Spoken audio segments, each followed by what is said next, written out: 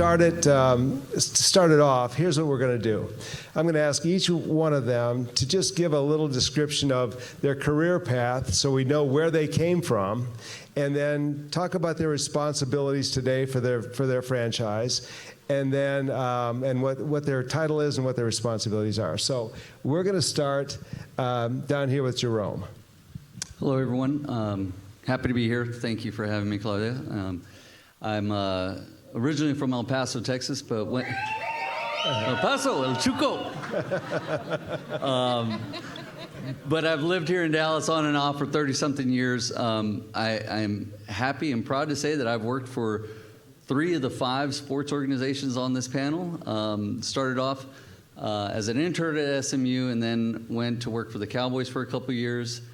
And then I went, and I don't mean to be a Trojan horse here for the Pepsi family that's invited us here today, but I did work for McDonald's Corporation for 19 and a half years, so I'm not here to steal any secrets or anything like that. It is long gone, but I really had a fantastic career at McDonald's. They called it McFamily, and really that sense of community was just so important to me as I moved on from McDonald's. Went to work with the Mavs and found my hermana Iris that I worked with, and that familial sense really permeated there. But now I'm proud to say that I'm working at FCDallas, and the large table in the back, we've got almost half the leadership team. Including our owner, Dan Hunt, who, by the way, the Hunt family is just salt of the earth, just really great people, and that sense of family and community just really exists there, and it starts with the Hunt family and all the leadership that we have there. So I'm the Vice President of Marketing, and this is my first year, just started in January, and the season's going great, and we hope to have all of you out here to a match soon. Thank you, Jerome. Okay, Alvaro Montoya. Hi, everybody. Me llamo Alvaro Silva Montoya. First Cuban American to ever play in the National Hockey League, first Spanish-speaking player to ever play in the National Hockey League. But it wouldn't be right to not tell you my story about how we got to this country, how we immigrated to this country, and that starts with mis abuelos, Manolo Silva, Berta Silva, y mi mamá, Dr. Irene Silva. They came here in 1963, fleeing communism from Cuba. And I always talk about my grandparents because it was their American dream, right? They left everything behind for these grandchildren that they never met, these nietos, me, my brothers, to give us this opportunity of life. My mom putting herself through medical school and seeing all the women here today, it invigorates me. It gives me such joy because being raised by a single parent, my mother putting herself through medical school in the 70s, still working, one of the best internists in Chicago, it's the reason why I do what I do, and I was able to be, how they say, because they were there, I am here today. And that's the truth. And now I work with the Dallas Stars. I am the Director of Community Outreach. I spent a few years after I retired in 2019 really trying to find my fit. And at the end of the day, it was a no-brainer, starting with my team, my staff. I say it only takes one to believe in you and make change. I have a handful, whether it's my mentor, Marty Turco, Dallas Stars legend and NHL legend, Matt Bowman, our CRO. It's personal. They're committed, and they've given me room to really grow as a businessman. So here I am today, sitting in front of you, trying to grow this, the most beautiful game on earth with all your help. Okay, wonderful, Al. Thank you. Okay, Iris Diaz. Hi, everybody. So I'm Iris Diaz. I'm actually from Dallas. I went to UNT and SMU. I started my career with Albertsons grocery stores. I don't think those are around anymore. But I got my first marketing gig there, and I ventured on to Al Dia, Spanish newspaper, published by the Dallas Morning News. I don't think there's anybody here that knows that, other than maybe Univision. But the other, then I went off to work for iHeartMedia.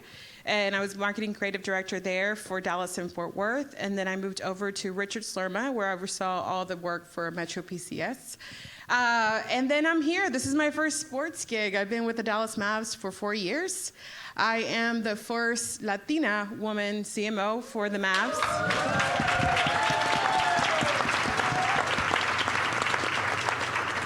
And I think I'm the best dressed one here, I'm just saying. And the youngest in the NBA, so I'm very proud of that. Right now, I flew in from Phoenix to come here, fly back to Phoenix. We're in playoff mode right now, but it was very important to be here and represent. Representation does matter. This is a very, very dear subject for me, so I want to make sure that everyone is aware the Dallas Mavericks are certainly here for Hispanic.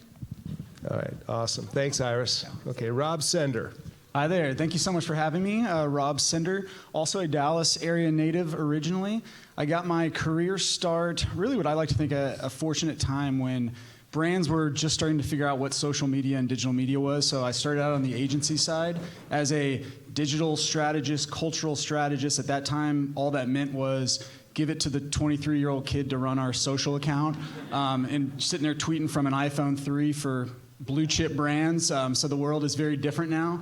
But had the opportunity to do that for about a decade, worked on a ton of different large brands, really on the onset of cultural marketing and understanding, going through the evolution and just starting to see different industries and what they would do.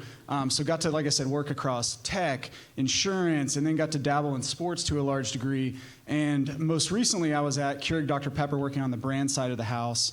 And now am with the Dallas Cowboys as Director of Brand and Marketing. So excited to be here with this great panel and talk a little bit about what we're doing on the Cowboys side. Thanks for being here, Rob. Ray Casas. Good afternoon. My name is Ray Casas. I'm Director of Community Impact for the Texas Rangers Baseball Club. I am literally freaking out because all my favorite teams are up on the panel with me. So it's really cool.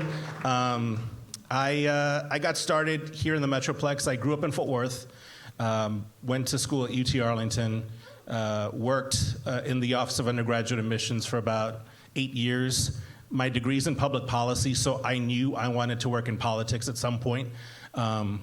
Craziest story, had broken up with my girlfriend, was tired of my job, moved to DC, worked for the Congressional Hispanic Caucus under Grace Flores Napolitano from California, and just got my sort of dream shot working on Capitol Hill. Did that for a little bit, met the vice president of MTV Networks, went to MTV, left politics totally, moved to New York City, which is so cool because I'm seeing some friends from New York and DC in here. Lived in DC for 10 years, lived in New York for 4, moved to LA, started my own PR company. Had an illness in the family back home, sold my company, moved back to the Metroplex, and the Rangers hired me. And so it's really cool. This is my 4th season with the Rangers. For those of you that don't know, we've gotten a little bit of a slow start, but the good news is we're holding pitching tryouts behind Yum Brand, so we're looking for some pitching. But I'm thrilled to be here. It's good to be here. All right, thank you, Ray. All right. So you can see we've got a great panel here today. Let's get started. So let's first of all talk about the workforce of your various organizations. It's important to have diversity of thought, diversity of experience at the table when decisions are made. So let's start with Ray, because I know Ray's been given the task of diversifying the front office, which is, a pretty big task. So talk about what you're doing. Yeah, it was interesting. The first day I got to Globe Life Park, which is now Choctaw Stadium, our old ballpark, I didn't see a lot of people that looked like me.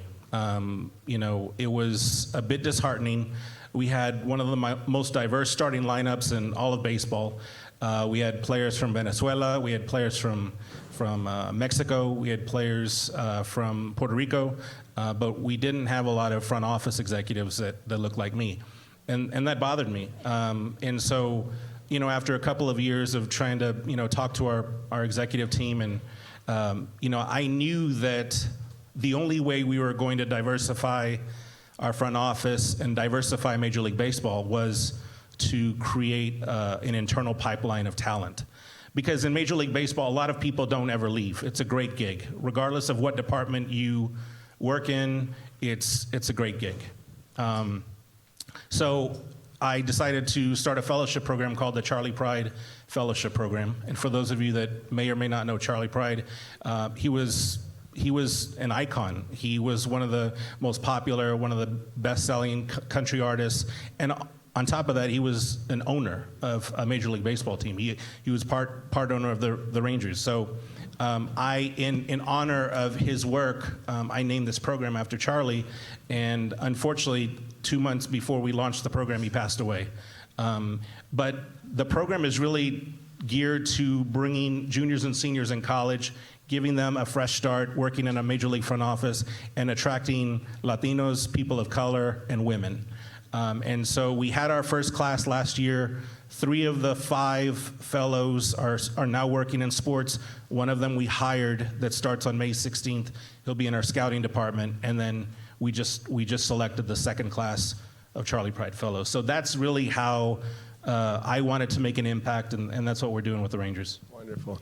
And Ray, Charlie Pride was an African-American country singer. Yes. Really one of the only ones, right? So he was a trailblazer as well. First one to sing at the Grand Ole Opry. Yeah, and he played minor league baseball. He did. He actually played in the Negro Leagues. And his dream was to play Major League Baseball, but unfortunately, he served our country with honor.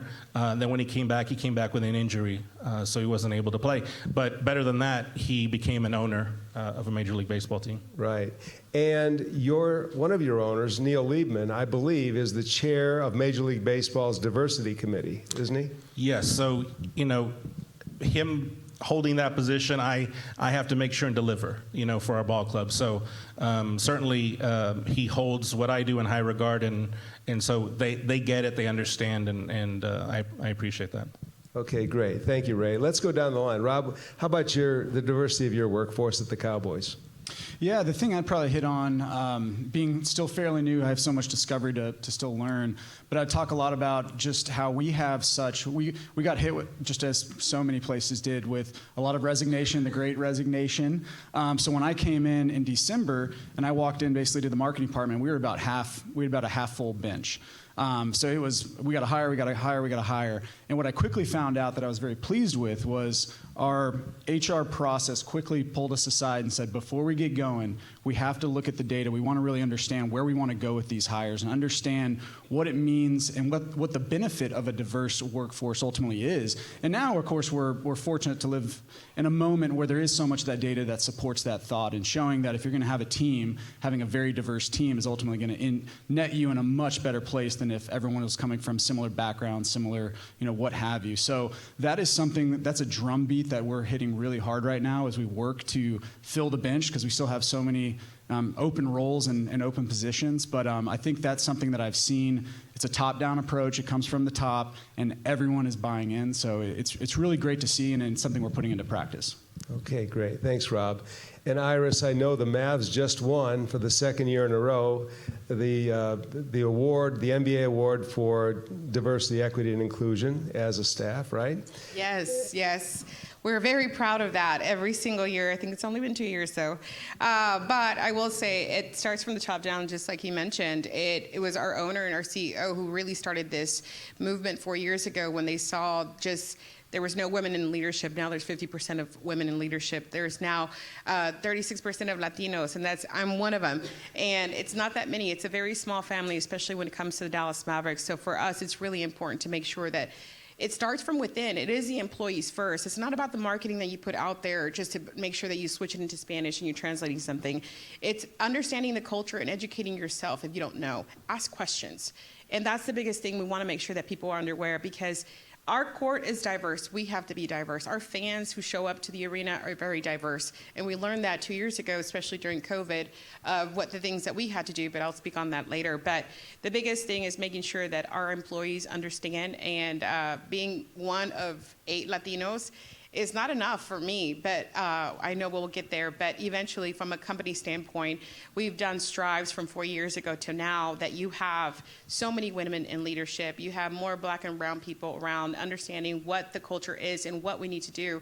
We also, from season ticket holders, we went from 8% to 14% of Latino season ticket holders. I'm like, they spend money. Trust me, they've gone to Cowboy games. But I think it's important to make sure that we have the right people inside, to make sure that we are putting that voice out there correctly and not just copy pasting. Wonderful. Okay, thanks, Iris. Al, you're sort of an example of the Stars movement toward diversity when they brought you in to work in the Hispanic market, right? Yes, I'm about 8 months into my job, so I guess I'll start from where I retired in 2019 in the National Hockey League. I went from being this commodity, first 6th overall draft pick in 2004. Every coach, every general manager wanted a piece.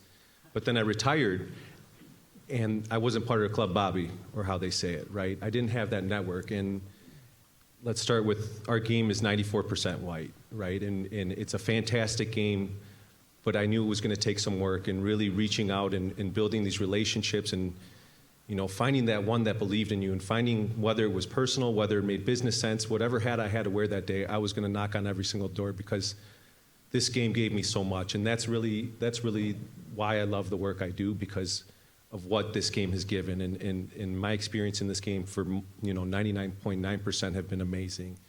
And I knocked on some doors. At times I was very discouraged. At times, presidents, owners, maybe there's no room for us here in this game. But it was the conversations that I had with my mentor, like Marty Turco or the CRO, Matt Bowman, and then eventually getting to the president. And he was the only one, the president.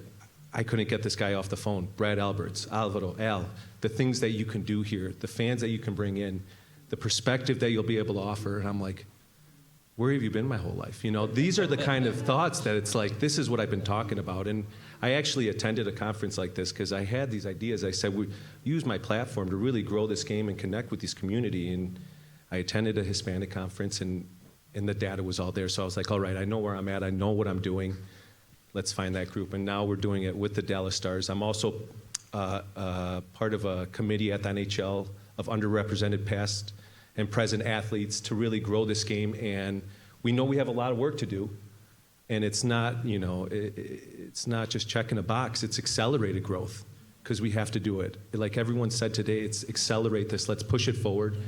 And we're going to continue to build at the Dallas Stars. I do believe we're on the best team. I am part of the best team with the Dallas Stars, and the sky's the limit for us.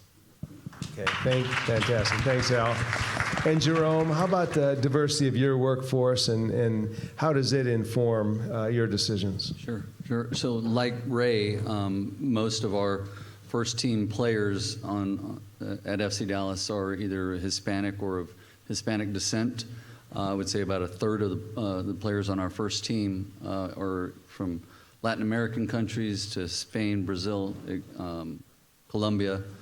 And then we also have a lot of homegrown players that are of Hispanic descent. The good thing that I've noticed is that we have over 232 employees at FCDallas, and I would say about 38% of that workforce is Hispanic. So it's not at the average that we were talking about as far as DFW Hispanic representation at 43%, but it's pretty darn close. And we continue to invest and build that network and community. Our head of HR is here, Jimenez, and he was just at the Cinco de Mayo celebration in Flower Mound doing some recruiting. And so he is taking that perspective of getting out in the community, making sure that we're represented, doing some recruiting. We do have internships. They are all paid, and we're always looking to fill that pipeline. So anybody here, come and talk to us afterwards. We're always looking to hire.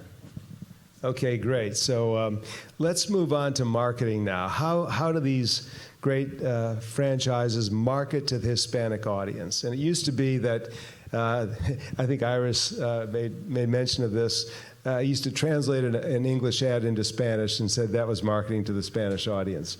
And it's not quite that simple. It's a lot more nuanced, a lot more sophisticated than that. So how do you, Jerome, market to the Hispanic audience? Yeah, so it's a really thoughtful and methodical process that we've implemented, and working with Dan and our leadership team, just really making sure that we're making smart decisions. It starts with awareness, like every marketer would think about, and so we utilize mass media from TV, billboards, radio, print, to make sure the entire community is aware of our team. And I think we have to really fight through the clutter, because this is Cowboys country. And it's Mavs country, and the three of us are, we're fighting for what's left. But we accept that as a challenge, and we think that we're making great strides. And then once we move from kind of that awareness level, we start to get in that consideration set. And the fact that, we've had Spanish language radio broadcasts since the inception of the league, and on our team since 1996. That's one key element. We also have Somos FCD, our hashtag. We've year to date have had 16 million impressions or people that have seen that or have engaged with our hashtag. We have Spanish language broadcasts in radio and television. Last year marked the first year that one of a handful of teams in the MLS that have a Spanish language broadcast partner to carry our games on television.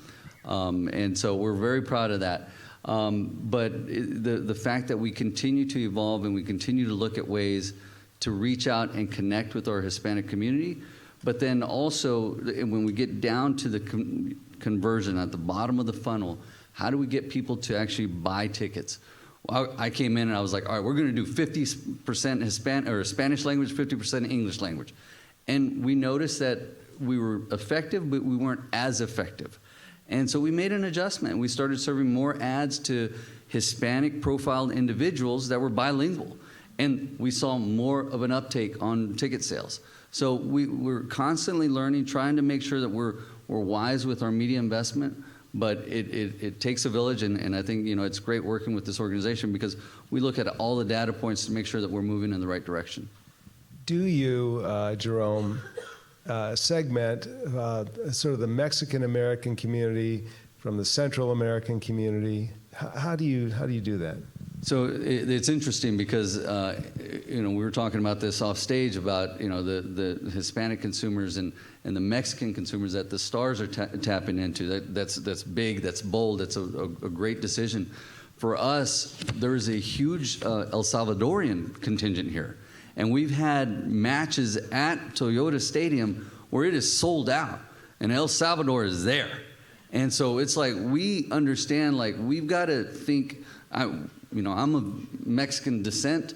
I want to make sure that I'm messaging to the Mexican people, but at the same token, we've got to look at the entire Hispanic landscape in order to make sure we're connecting with everybody. So that's key for us. And really, some of our players in our organization, they help us connect with those individuals and hopefully bring more folks out. Fantastic. Okay, Al, how do you think about the Hispanic market, which is sliced in a certain way in this market? Well, I think you got to start with knowing the demographics of our game. So you step into this office, and I'm part of the marketing team, and it's education, like Iris said, right? It's. I'll go with our first example. When we first walk in to one of my first meetings, we were going to do Spanish billboards in Spanish language. I know Spanish language is not everything, but when you're playing in the hockey world, being raised by a Latino family, this is the coolest thing. Come on, we're going to do it. And then I think to myself, and I'm like, well, where are we going to put these billboards, right? Are they just going to go in the barrios? Or are they going to, so you have these discussions with your team, and it's like, well, let's make sure, let's realize that 1 and 2 driving around Dallas has some kind of Hispanic, it will resonate. And then there's that understanding from the team, because most of our team are good people, and they understand and they're open for that. So there's that education factor.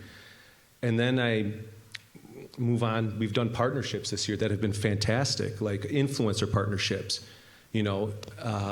telling stories through the eyes of Latinos that have never been to a hockey game before, right? That went off the charts for us. It went viral. It's beautiful pieces connecting with local DJs that know the music. As we all know, Latin music has surpassed country music as a top 5 genre. Seeing our CRO's face when the whole crowd starts singing in Spanish, are you kidding me? Never I thought I would see the day. I thought the only time there would be a Latina woman screaming at a game was my mother in the stands. And now to see it is just, it brings me such joy. So this year we also had our first Spanish broadcast in radio. That's fantastic. But Spanish language is a part of it, right? We're here, we're American, right? We're Cuban American, we're Mexican, whatever you want to be, but we're here, we consume a lot in English. So it's really understanding where do you want to put your money, how do you want to connect. We had Noche Mexicana. We wanted to be intentional with that. I'm Cuban American. My father's Colombian from Medellin. I was raised by my abuela de cariño when mommy was working, Esperanza, my angel, who took care of us and my 3 brothers. So I'm everything. I'm mixed, and I'm American to top it off. So we celebrate the Mexican community. Beginning of the year, we celebrate all of the communities in the Hispanic world. But my dream one day, and I know it's going to happen, every single night, it's going to be a celebration of all cultures. And that's what we're really trying to show, and that's what we're leading with. They say that there are three universal connectors. One is food, one is music, and one is sports, right? So, great. Okay, Iris, how do you think about marketing to the Hispanic It's a community? combination of what Jerome and Al just said, but for us, it's definitely now we targeted so much our season ticket holders that you will go into the younger audience that's now on their phones all the time. Like, how do we start targeting them that at the end of it, is it digital? Is it animations? Is it making sure that we have personalities for our players in Spanish? Just like Al said, for me, I remember when I was working at Clear Channel with billboards, and we never worked on Spanish ads, and this was not 7-8 years ago. But when we did, it was a more connection for me that whatever company that we were working on, I was buying that product because now they were speaking to me. But going to what we said, it was like when I used to work at Aldia, when we used to translate ads, like, oh yeah, we'll just translate the ad in English. It's like, no, mijito, you already lost them, and you already lost me, and I'm not going there. But for me, it's really important to make sure that we are speaking in the language of who our consumer is, whether it's through our app, whether it's through email, whether it's on a website. My next round is making sure that we have our website that also has a Spanish component on there, because we don't. And for me, my mom's on web. Now she's on web. But it's also that generation that is used to the mainstream marketing that we need to make sure that we're capturing. And I'm saying, 2 years ago, my plan was to make sure that we have a bigger presence, especially in the Hispanic market. And then COVID said, no, mijita, we're changing your plan. But it's going back into that area to make sure that we have everything that we do in English, understanding that we do that in Spanish as well. And that is the realm that we're going through, especially through the summer, going into next year, cleaning up all our marketing stuff. And I wish I could tell you we have a silver bullet for everything, but we don't. Just like Jerome said, we change everything as we go. We understand that there was a new audience that we just captured 2 years ago through COVID because people were following us because of what we were doing in the community, not because we were playing basketball. So how do I target them now? So it always is evolving. It's always changing, but it's also making sure that we have the right partners in place. The Hispanic partners that we do have right now is very small. And when I started coming on board and I was translating stuff for everybody, and I'm usually the translator for all them ads. So for me, it's really important to make sure that we are working the right partners, because whoever believes in what our product is and believes what our fans can be and will be, we certainly want to make sure that we do that. I'm just curious, Iris, when J.J. Barea was playing for you, Puerto Rican, did interest in the Mavs go up in the Hispanic community? Oh, yes. So for even me as a fan before that, I was following and I knew JJ. And JJ was our star for a lot of Latino nights. And of course, JJ left 2 years ago, about 2 years ago. And we still try to reach out to him to see if he could do videos for us for in-game. But we had a Puerto Rican night, and again, like Salvador, like, where did all these Puerto Ricans come from? But we had about we grew from 300 ticket sales to 1,000 ticket sales for Puerto Ricans for one night. And when I'm like, how do we make sure that we still capture them coming back? And not just because of JJ, to make sure that we have a really great experience. But it really is hard when you don't have a Latino to really kind of star on ads. But we also have Luca, who a lot of us surprisingly, speaks Spanish. And I think everyone, as our employees, had a very aha moment when we played in December 12, El Día de la Guadalupe in Mexico 3 years ago. And he addressed the crowd in Spanish. And that is still, to this point, our #1 viewed YouTube video with him addressing Spanish. So I was very happy about that. But it's that aha moment that our fans didn't realize that he spoke Spanish. And even this last night that we had our Los Mavs night, he addressed the crowd in Spanish, and then you hear the whispers, habla español. Yes, he habla español. But those are the people that we want to bring back, not just because of the players, but because of what the Mavs are doing to make sure that we do those stripes in the Hispanic audience. Yeah, what a dream. Best player in the world from Slovenia who speaks Spanish. Right? Okay. All right, Rob, the Cowboys probably have the largest Hispanic fan base in the National Football League, certainly, and maybe in all of sports. I don't know. Correct. Yeah. So that's been one kind of mission I've been on, is to educate internally. While when I started to come in and say, oh, great, the Cowboys have the largest Hispanic fan base in the National Football League. Great. What about tomorrow? What about the next day? Because as we look to history, every great brand has risen and fallen. And we could be up here having this panel in 10 years from now, and we're saying, the Cowboys, like, we're the ones doing the big awareness campaigns. So what I've been talking a lot about internally, and what we talk with our partners about, is, and to kind of reiterate, we're not living in a binary world. It's not, every day evergreen marketing and then put Hispanic over here. The example I like to give to folks is, when we say Hispanic marketing, I'm talking about that 18, 19-year-old kid who maybe grew up and was born and raised a mile from here, went to Plano West. His mom and dad were raised in Guatemala. He's sitting at the dinner table with his abuela, speaking in Spanish, scrolling his TikTok in English.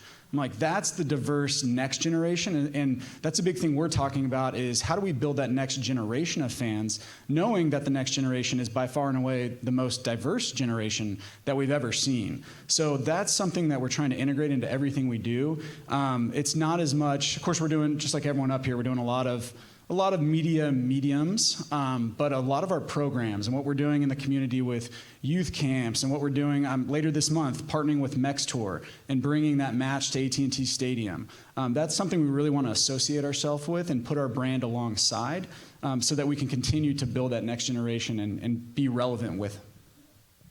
Fantastic. I know the Cowboys early on, when they came here in 1960, one of their great focuses was Mexico, because nobody had the Mexican market in the NFL, not even close. And they did a great job, and that's paid dividends for generations now. So, Ray, how do you guys think about, with the Rangers, how do you think about marketing to the Hispanic community? Well, we're really lucky, because probably our biggest free agent pickup was a guy by the name of Jose Garcia. He doesn't play baseball for us, but he's our multicultural coordinator, who's right there in the back. He's waving. He is the architect of Viva Texas, and really it's pretty trailblazing, because from a Rangers perspective, we had never sort of reached out from that sort of messaging platform before, and it's 2022. And so we have really, I think, been making a lot of strides. And for us as a community, we're all about the experience. We love a party. We love to hear our music. We love to dance. And I remember when Jose first started last year, he had asked, well, how often do you guys play, Spanish music in the ballpark? And I said, well, Hispanic Heritage Night. And I remember watching his eyes roll back in the back of his head, and it was really one of those kind of aha moments for us, where we needed to realize that Spanish music needs to be played in our ballpark every day, because our fans are in our ballpark every day. So we hired a mariachi group that not only performs, on Hispanic Heritage. I think they're playing in 15 home series this year, which, if you get a chance to come out, it's amazing, because you haven't heard "Sweet Child of Mine" played by a mariachi group until you've come to a game. But more so, you're hearing authentic Spanish, Mexican music in our ballpark, and you see our fans that are Latino light up, because they feel like they're at home. And that's how it should have been, that's how it should be, that's how it will be from here on out. Fantastic. Okay, great. So let's talk about the community. We are so lucky in this region that all of these teams have a big active footprint in our community. They take it seriously. They want to give back. And so we're going to start in the middle this time with Iris, okay, and talk about some of the Mavs activities in the community and the focus that you put on it. Sure. We've always been always involved in the community. That's something I work with our SVP, Katie Edwards, and another woman in leadership. She's amazing, and she also oversees our Mavs Foundation. But for us, it's really important to make sure. Something I talked about recently is when COVID happened, obviously everybody is like, what are we going to do because we're not having fans in the arena? What's going to happen? But for us, we really turn back to our community to really give back. They're the ones that are showing up in the arena for us every single night, spending the money, buying our merchandise, buying food. And so it was one day to another, and I was talking to my boss, and I was like, how about we start doing this? We had a bunch of T-shirts and necklaces and things that we weren't able to give away, especially during our season when we kind of got shut down on March 11th. But for us, it's like, how do we give back? There was a lot of local mom and pop shops that were closing. There was a lot of things that we certainly didn't want to see and wouldn't want to see go away, especially like the local taco place that was next to me. So for us, it was like, how do we give all these products over to these locations so that way they can also benefit from it? So one of the initiatives that we did 2 years ago was give everybody 500 T-shirts, necklaces, whatever, and whatever they sell, give them a free item. So it was a sneaky way of marketing, but it wasn't really for our brand. It was really to help them out.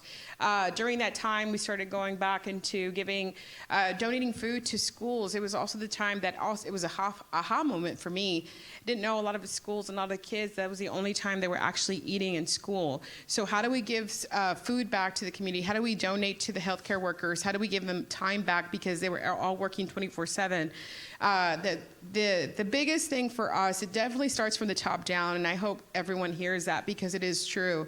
Our owner was big. I'm like, how do we give back? How do we make sure that we give all the healthcare workers that were unfortunately not spending time with their families, that our players stepped up. Every single player donated more than $10,000 individually from their own pocket to give back to the community, and that really kind of gave us a big boost. And like, we live here too. We're not just here as an employee of the Mavs or an employee of any of the sports team. We're a Dallas site. I live here too, and it affects me as well. So how do we make sure that we give that back? And from there, from just the stuff that we were doing, we were sharing it on social to make sure that we encouraged everybody to also follow CDC guidelines and things like that. We all didn't know what was going to happen, but we grew our social platforms by 1 million new followers, and which we were not trying to do, but now that's what I mentioned earlier. Now we're targeting new people that really were focusing on the Dallas Mavericks, not because of Luka, KP, THJ, it was because of what we were doing in the community. And it was a really important thing for us to do, and we still kept doing it, and we still to this day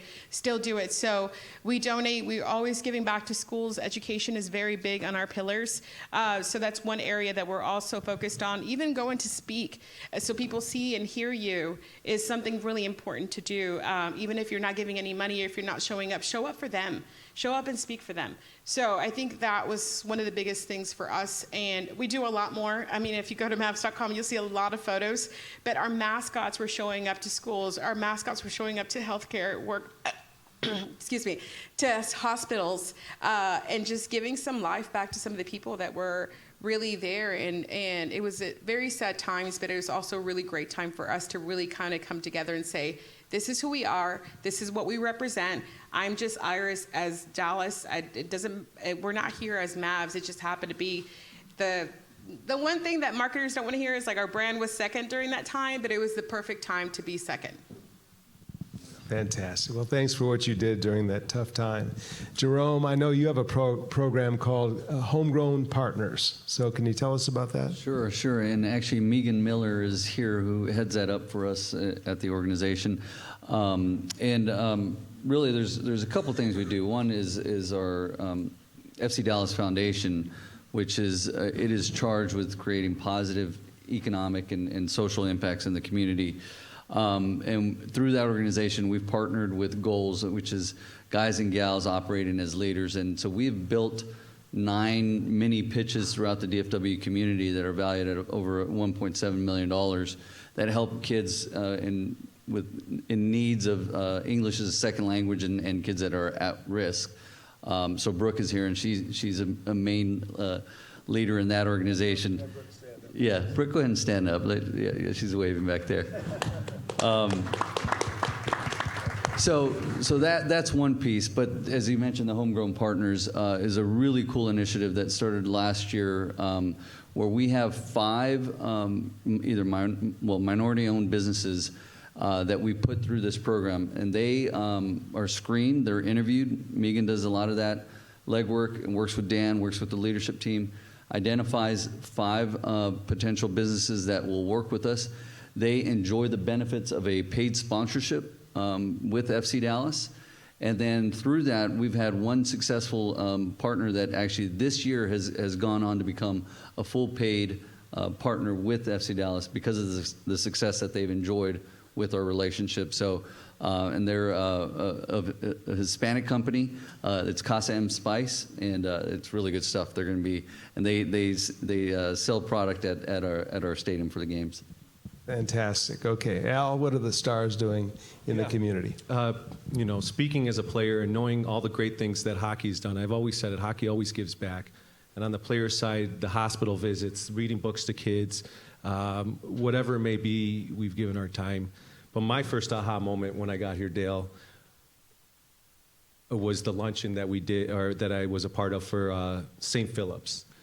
And that was my welcome to Dallas moment, really. It's this room times 15 in size, and it's an afternoon in a nice storm, and it is full. So you're like, you know, and we're a part of that evening. I have our president of our foundation, Marty Turco. Marty, if you don't mind standing up, saying hi, please.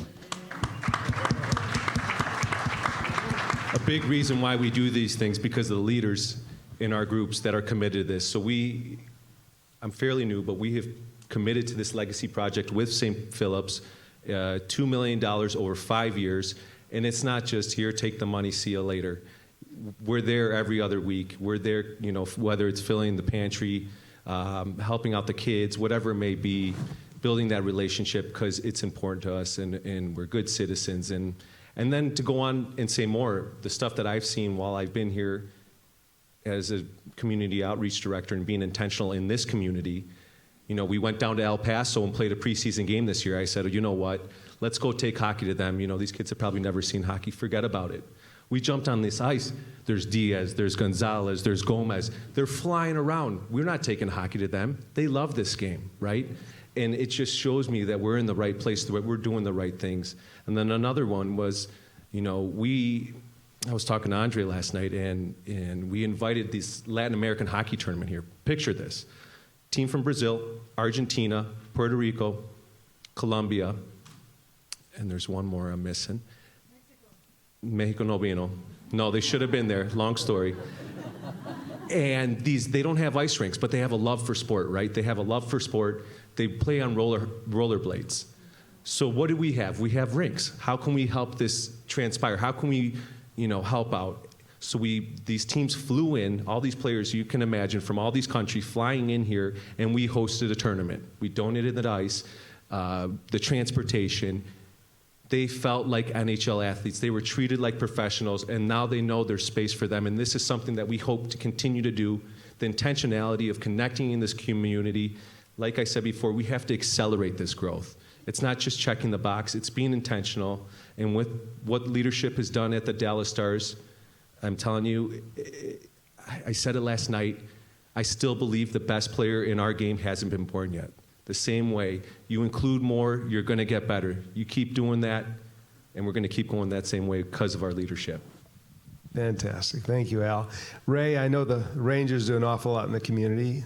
Tell us about it. Yeah, we have, and before I mention that, I want to mention Stephanie Gaitan from our business partnerships group. She's here. Get to know Stephanie if you get a chance.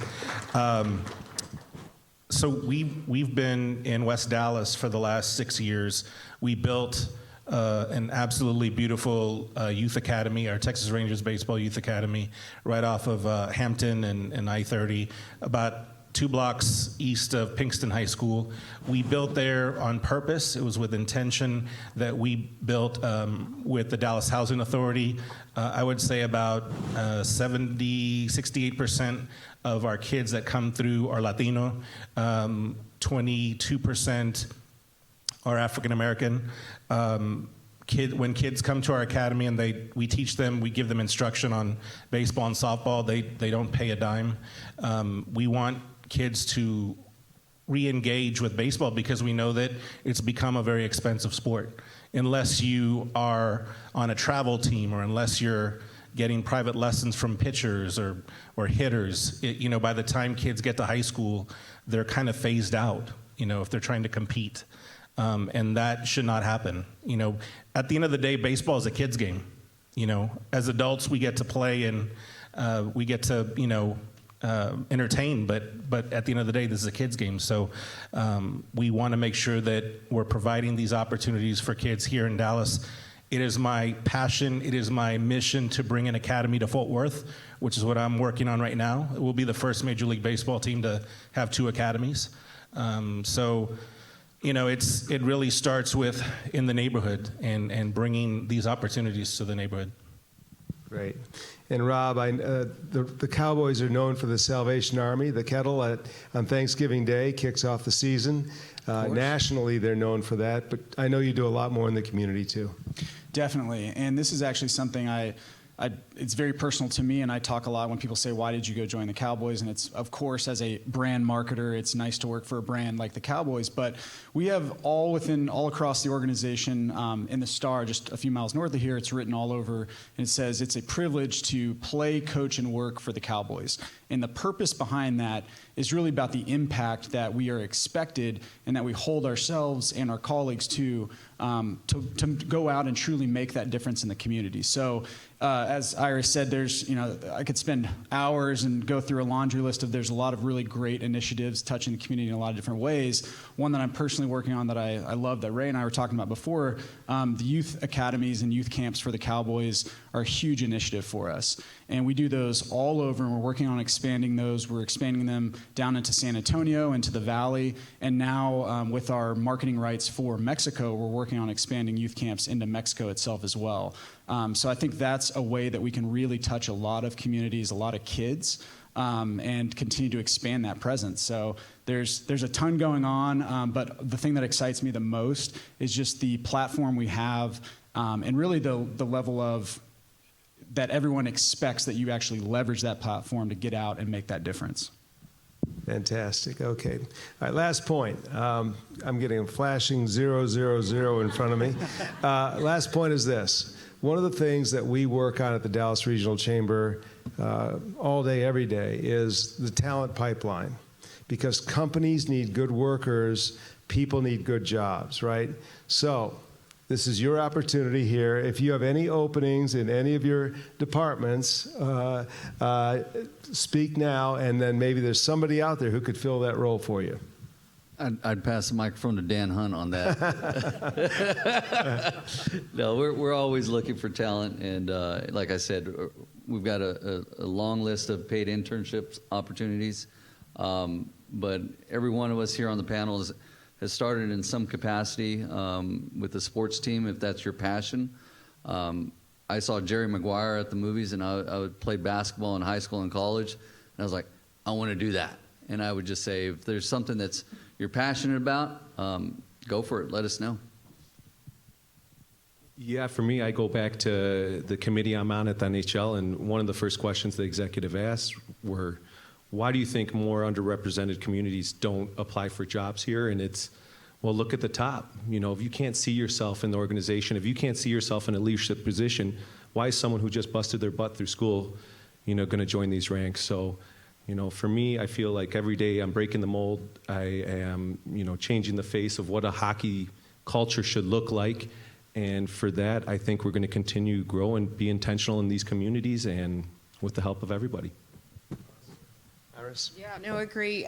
One thing, we've been interviewing for graphic design positions right now, but the one thing I keep telling everybody, and something I heard, it's not even my words, but I heard it from somebody else, and they said, long days are going to be long days. Sports is 7 days a week. Long days are going to be long days, but if going to a game after a long day is not the cherry on top for you, then you don't belong here. So that's what I'll leave you, because it is true. We're 7 days a week. We don't know what's going to happen on and off the court. I am looking for graphic design positions, so there. Okay, great. Rob?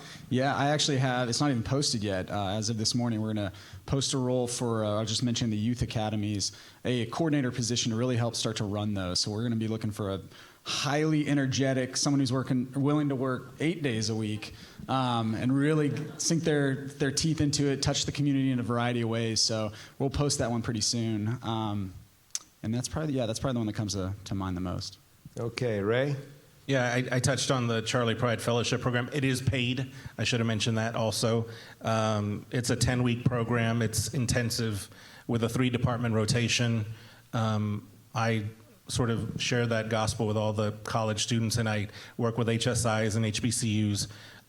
But I would just say, I don't know if everybody has a LinkedIn account, but for those that I get like 5 or 6 questions a day just from young folks that are wanting to break into the sport. And, truthfully, it's really all about educating them about all the opportunities, the jobs, because they're there and we need to fill them. So, reach out. Great. Final word, Claudia. What an honor to be part of this program. Thank you so much for having us. And let's give a big round of applause to all these great sports professionals.